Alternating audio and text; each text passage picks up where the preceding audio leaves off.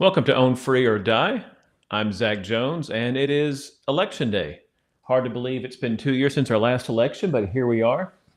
And it seems that all signs are pointing to a big red wave. There's been massive blowback, thankfully, to the Biden administration, and there's seemingly endless failures. And so today I want to briefly discuss the election, what I think our expectations should be. I'm not really going to get into predictions. There's plenty of people doing that. But I do want to talk about what I think our expectations should be. But then I also want to talk about what Own Free or Die is. This is our first episode. I'm going to talk about why this exists, why I'm doing this show, and what you can expect from it in future episodes. So let's dive in. Let's get started. As I mentioned, it's election day, and there's plenty of people out there making predictions and red wave, and Republicans are going to win every single seat, and that all sounds great. None of us really know. The polls, they certainly look favorable, but I think we need to remember 2 years ago, and there were places like Pennsylvania and perhaps Arizona. Have they even done anything to fix the problems from a couple of years ago? So I think getting excited just because Oz is leading in most polls in Pennsylvania since the disastrous debate, does it automatically mean that he's going to win that seat? I think we need to temper our expectations, because if things were shady last time, then I think it would be foolish for us to not expect there to at least be a really good chance that things are going to be shady again this time. Now, this morning, Fetterman has already hired a big-time Democrat lawyer and has already brought lawsuits about the counting of ballots. I think specifically a previous ruling had said that ballots, absentee ballots, mail-in ballots, of course, we always come back to these mail-in ballots, right? But that the previous ruling stated that mail-in ballots had to be properly signed and dated in order to be counted. And now he is challenging that. Now, let's see, why would Fetterman want to allow undated ballots to be counted? And why does he seem to automatically think that that would benefit him? A real mystery, right? It's the same shit as last time. Democrats and the media, they love throwing around these terms, election deniers, but ultimately they are constantly denying. Just know that whatever they're accusing you of doing, that's what they're actually doing, right? Last time, do I believe that there were enough actual physical ballots to get Biden the votes they claim he got? Yes. Do I believe, though, that if an election had been held without all the COVID shenanigans, that he would have gotten as many votes as he got? Absolutely not. If we did away with the mail-in and the absentee ballots, unless you are truly going to be gone, or you're deployed, or you truly have some disability that prevents you from being able to go into the polling place, if you had to show up to vote, Democrats would probably never win a meaningful election again, at least outside of, far left states like California. But, if someone can figure out a ballot, if they can't figure out a ballot, really, actually, should they even be able to vote? I don't know. I think voters should probably have to pass some sort of a short quiz comparable to a U.S. citizenship test. If you've never seen what's in that test, you should look it up. It's the same reason that all Americans should have to pay at least some sort of tax. Even if you're unemployed, you should have to pay at least a few dollars a year in tax. You should have some skin in the game. If you don't pay tax, to me, it doesn't feel fair that you can vote for people and have at least some sort of say in what the rest of us that do pay tax, how much tax we have to pay. It doesn't really seem fair. You should have to have some sort of skin in the game to be able to vote, whatever. But anyway, the lawsuits have already started. There's been reports of machine issues in Arizona. Again, I know we're all stunned to hear this, but none of that's surprising. There clearly is a red wave. All the polls show it. Biden has been a massive failure. You and I know that, but ultimately, all that doesn't matter unless it translates into election victories. So, I'm confident. I live in Florida, so I've already voted today. It was a great joy to be able to vote for Ron DeSantis, giving him another term. All the data here is pointing to an absolute landslide victory for DeSantis in his reelection bid. Lots of people have asked me over the past couple of years, are you worried about, all these people that have been moving to Florida? I was at a DeSantis rally a couple of weeks ago, and Governor DeSantis shared the statistic that the net migration every single day for the state of Florida is net 850 new residents, that's an insane number. Every single day, 850 new people are crazy. And that we could talk about that in an entire episode. But people ask me, are you worried about that many people moving to the area from these other states? Are they going to bring their politics with them, or are they going to vote for the policies that they want to live under by moving to Florida?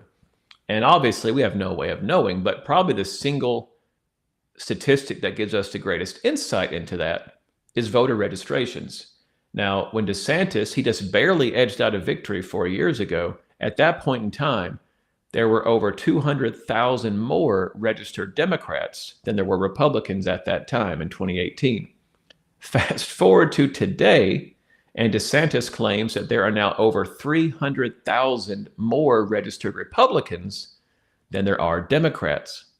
That's a swing of over 500,000 voter registrations, which, that's incredibly impressive. DeSantis has obviously been a great governor. It's not just him. There's a lot of great Republicans in statewide positions here in this state.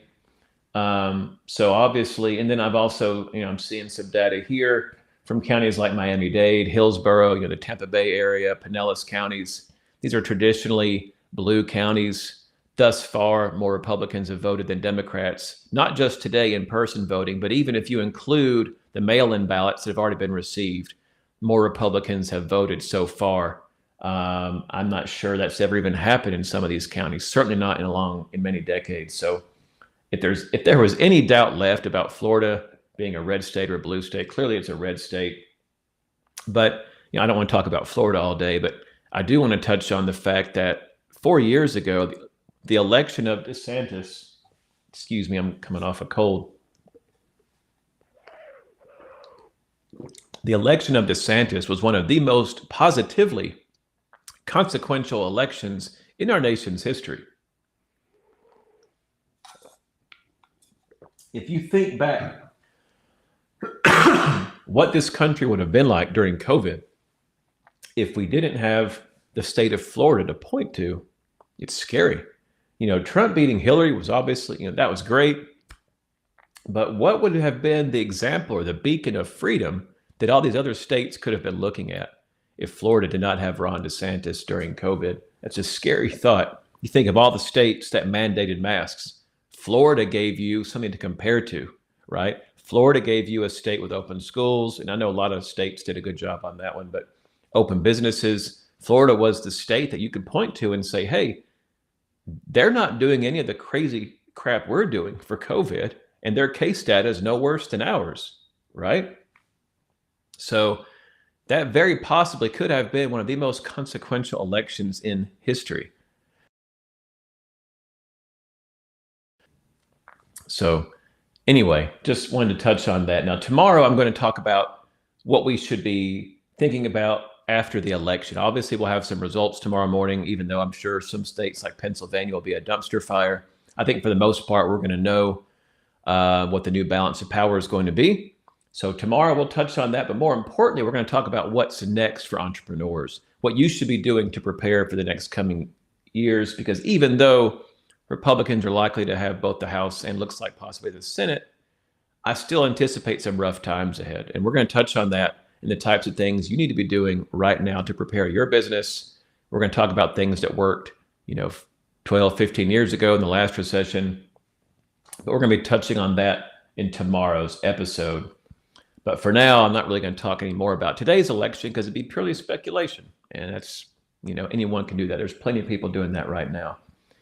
But now I want to talk about, why does this show exist? There's plenty of content out there already. As I mentioned, this is the first episode. This is going to be a daily, or at least most days, Monday through Friday show. And it's important for me to understand, for you to understand why I'm doing this show. What is Own Free or Die? Why did I create it? Why does it exist? A little bit about me. I'm an entrepreneur. I own multiple businesses. I have a consultancy, professional services company with multiple employees. I own, a retail, e-commerce company. I own commercial real estate, and I'm active in all these companies every single day. I'm not a passive, just some passive investor. I'm the owner, and I'm actively involved in them every single day. And like you, I face challenges every day.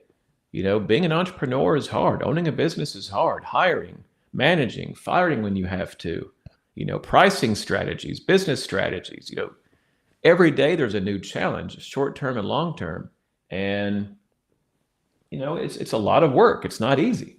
And I think if I could summarize it in one sentence, I want to create the resource that I wish I had. As a conservative entrepreneur, most of the entrepreneurs I meet seem to be conservative minded, but there's really nothing we can look to as a news source or for resources for help. And, something that has no bias.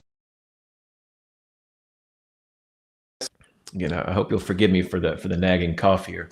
But just like all other media, all these supposed outlets for business owners, they have liberal bias. They have a woke agenda. It's the same crap we're having to put up with everywhere else in society that certainly has infested any type of resource intended for business owners.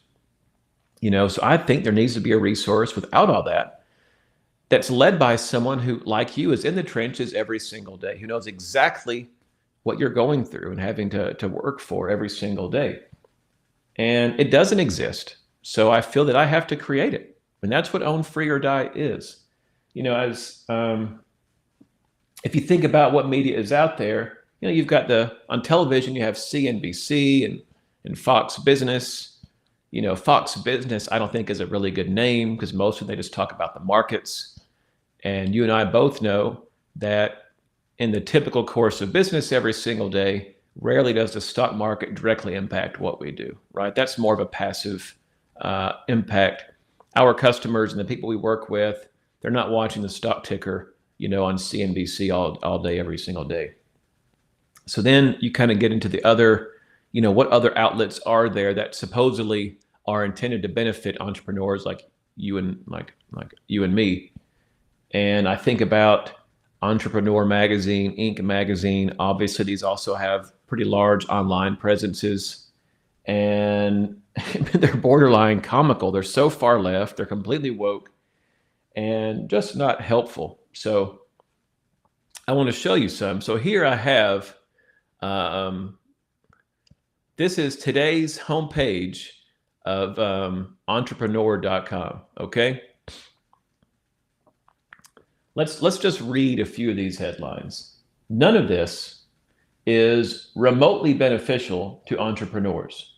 Are you, as a business owner, are you going to be more profitable today because you know what the Powerball is, or that a man's house was supposedly hit by a meteorite? Are either of those things going to help you today? Absolutely not. The only titles that could conceivably be, somewhat beneficial or helpful are number 2 and 3 on the right column under most read. We've got one about, let's see, what does this say?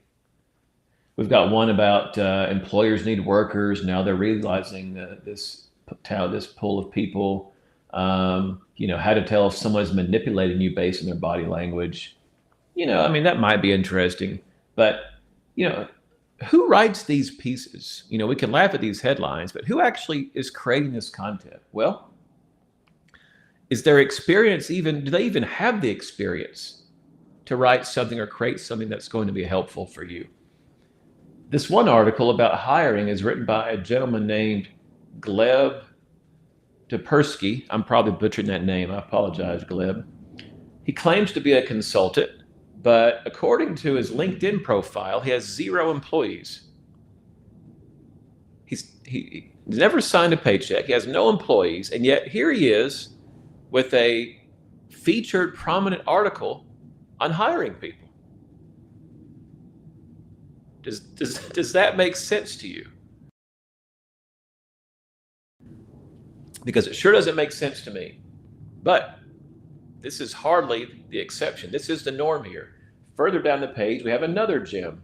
3 ways leaders can develop their diplomacy skills to motivate their workforce and drive productivity.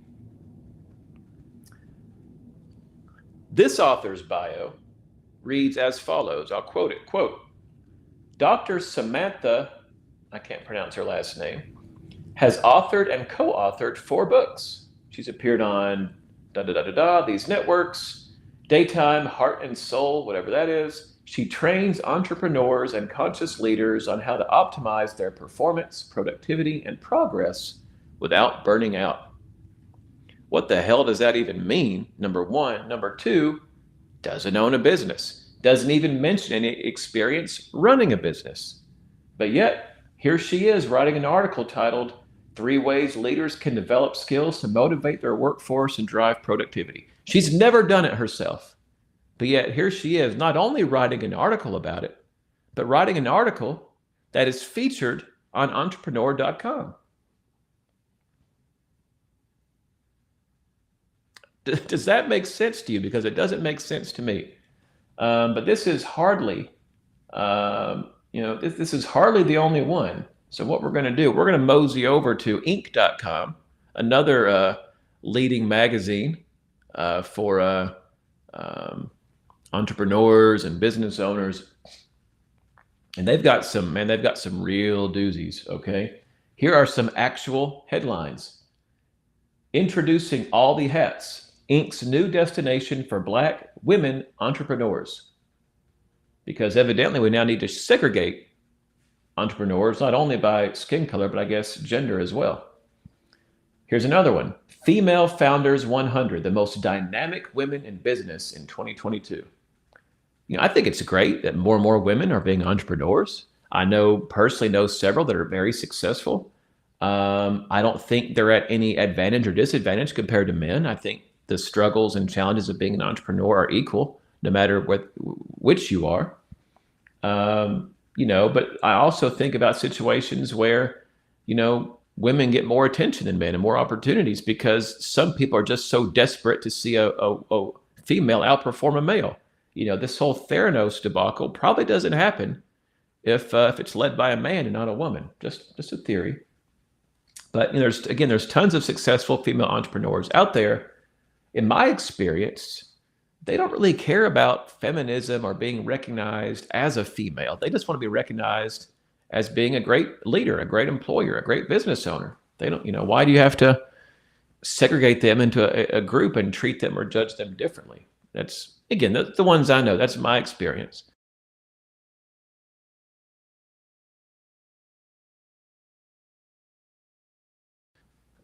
Next, we have the secret to this immigration startup's 1,131% growth. A black licorice culture. Now, I don't know what black licorice culture means, but it's an immigration startup. What does that even mean? Are they helping coyotes bring people across the border? I don't know what that means. But my favorite, and we're just on the homepage, don't forget. It's not like I've scrolled deep into the Inc. website to find these. These are just from today's homepage. They put out this crap every single day. But my favorite from today, reproductive rights are on the ballot. How do your company's health and parental benefits hold up? First of all, you always have to love when someone uses the phrase reproductive rights instead of calling it what it is, abortion, right? We all know that game. The left they're masters of changing what we call things and playing word games. But you look at this title, there's no possibility. It's not like they're saying, should you offer, reproductive rights? There's no possibility of you disagreeing. They're just, it's just a given that you should be concerned about how easily your employees can go kill a baby. That's what it seems to be to me, what the focus of this article is. Now, the author, here's another one. This is pure gold. Let's read her bio. Let me pull this up here. Britt Morse is an associate editor at Inc., where she reports on the intersections of public policy and business. She has a BA from Denison University in creative writing and music performance. Originally from someplace I can't pronounce, she currently resides in Brooklyn with her dog. Creative writing and music performance is her degree, and now she's writing articles as an associate editor for Inc. magazine. Do you see the pattern here? Right? Not only is this far left crap, but you have people writing about things they have no business writing about. And, it's not just business writing and business media and business news. This is how it is for all the news you consume every single day, by the way.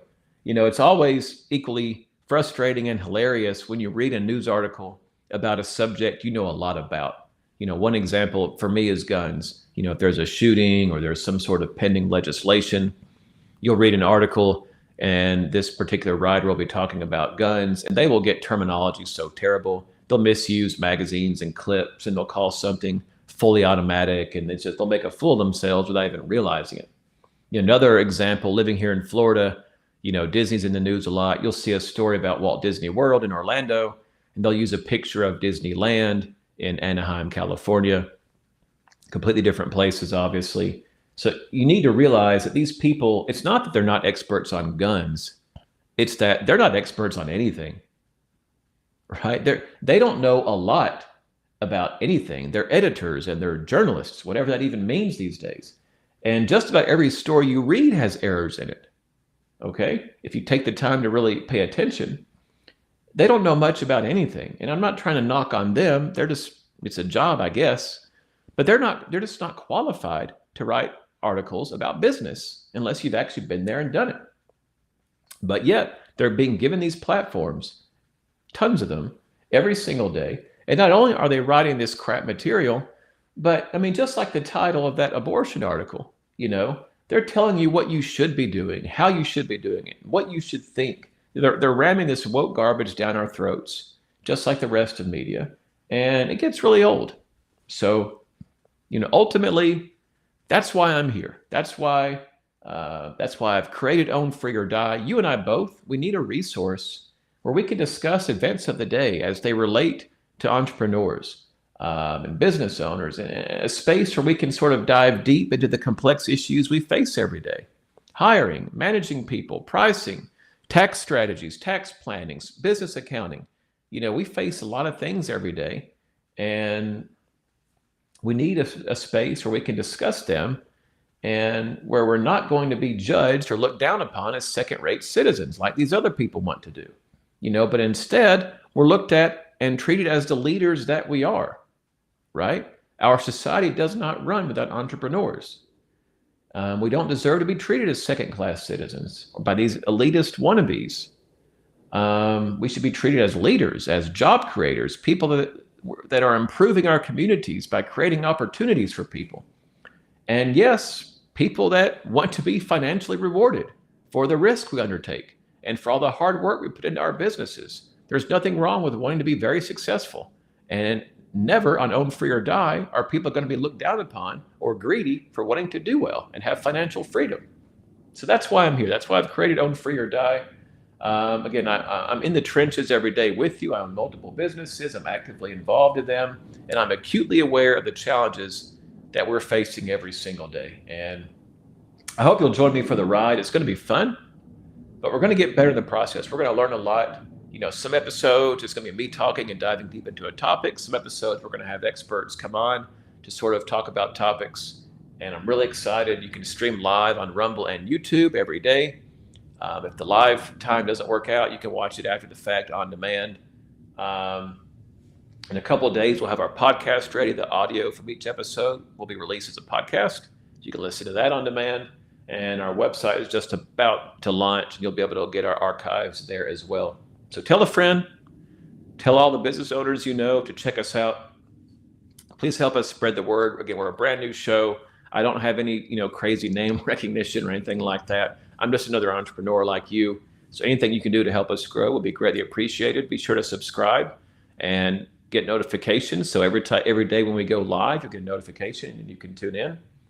Again, I really appreciate you watching today. And tomorrow, we're going to talk about sort of the next couple of years and what we need to be doing now to get ready for what looks like could be a somewhat challenging economic climate. So we're going to talk about that tomorrow. We'll also recap the election, what we know.